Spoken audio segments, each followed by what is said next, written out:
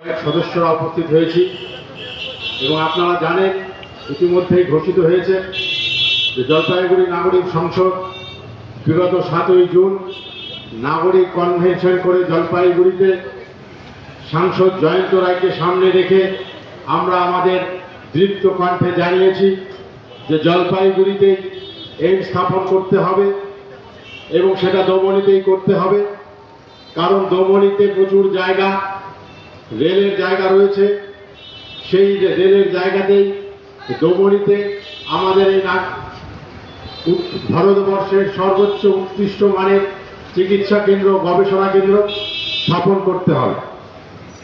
আমরা জানি এই এইমসের ইতিহাস যদি আমরা দেখি তাহলে আমাদের উত্তরবঙ্গে 2008 সালে তৎকালীন কেন্দ্রীয় মন্ত্রী রায়গঞ্জে একটি এইমস স্থাপনের চেষ্টা হয়েছিল, অর্থাৎ ঘোষণা হয়েছিল।